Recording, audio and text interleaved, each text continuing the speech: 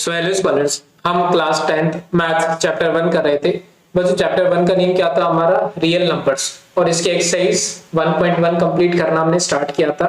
इसके पहले कि हमने क्या किए थे, क्वेश्चन 1, 2, 3 एंड 4 क्वेश्चन हम कंप्लीट कर चुके हैं। सारी वीडियोस की लिंक डिस्क्रिप्शन में मिल जाएगी। आज हम देखेंगे बच्चों क्वेश्चन नंबर 5। क्वेश्चन नंबर 5 में देखिए क्या लिखा हुआ है, check whether 6n can end with the digit 0 for any natural number n। कह रहे हैं कि 6n क्या कभी 0 पर एंड हो सकता है। एक बार मैं इसको थोड़ा सा एक्सप्लेन करता हूँ, ये सब आपको लिखना नहीं है कॉपी में, मैं बस आपको बता रहा हूँ कि ये क्वेश्चन है क्या।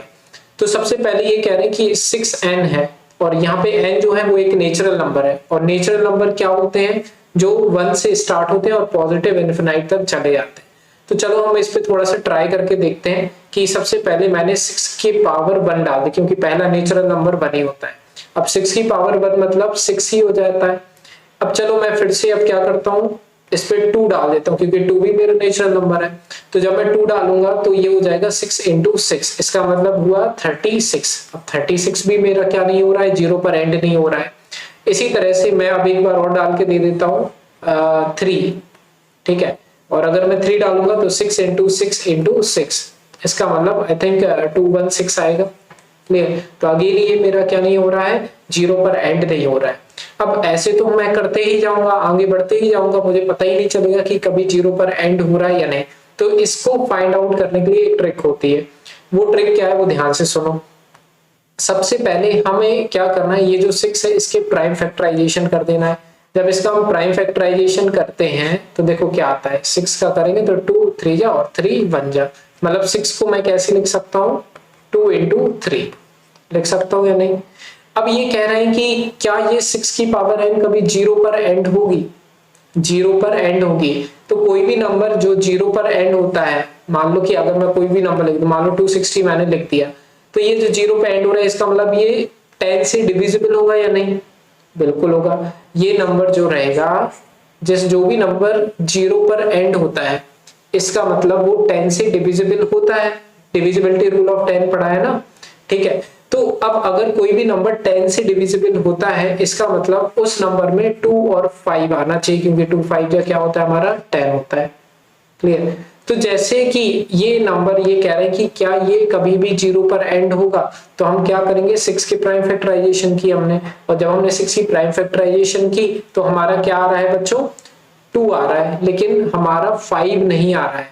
ठीक है, 5 नहीं आ रहा है। अगर 6 के प्राइम फैक्टराइजेशन में 5 भी आ जाता तो ये जो नंबर है 6n, ये हमारा कभी ना कभी ऐसा होता कि ये 0 भी आ जाता हमारा 1s प्लेस पर, मींस जो हमारी सबसे लास्ट वाली प्लेस है, जो ये क्वेश्चन में कहना चाह रहे हैं। तो हम क्या लिख सकते हैं इसके आंसर में, since in the prime factorization of 6 5 is not coming, therefore 6n will not end with the digit 0। बस इतना सा लिखना है, ज्यादा दिमाग यूज नहीं करना है, ठीक है। सिर्फ क्या करना है, हम क्या बोलेंगे कि 6 की प्राइम फैक्टराइजेशन में 5 नहीं आ रहा है, इस वजह से 6n जो है वो कभी भी 0 पर एंड नहीं होगा। क्लियर? तो आप 6 की पावर कुछ भी डाल के देख लो, भले 100 डाल के देख लो, तो भी क्या नहीं होगा, ये 0 पर एंड नहीं होगा। क्लियर है? तो हम लिखें कैसे, आंसर हम कैसे लिखें? आंसर मैंने यहाँ पे लिख के रखा है, मैं आपको बताता हूँ जो मैंने अभी आपको बोला है। Clear? So it can be observe that 5 is not in the prime factorization of 6n। तो हमने ये ऑब्जर्व किया है कि प्राइम फैक्टराइजेशन जब हम कर रहे हैं 6n की, तो उसमें 5 नहीं आ रहा है, 2 तो आ रहा है लेकिन 5 नहीं आ रहा है। इस वजह से therefore 6n can not and with the digit 0 for any natural number, इसलिए 6n कभी भी 0 पर एंड नहीं होगा। Is it clear? तो इस तरह से बच्चों हुआ हमारा क्वेश्चन नंबर 5 कंप्लीट। इसके बाद देखेंगे हम क्वेश्चन नंबर 6 नेक्स्ट वीडियो में। पसंद आई वीडियो, और अगर कोई भी डाउट रहे तो मुझे कमेंट सेक्शन में जरूर बताना, मैंने ये कोशिश की आपको इस तरह से समझाने की। क्लियर? बाकी अगर नहीं आया समझ में तो आपको क्या करना है, बस इतनी लाइन याद रख लेनी है। क्लियर? तो इतना काफी रहेगा। तो मिलते हैं बच्चों नेक्स्ट वीडियो में, बाय।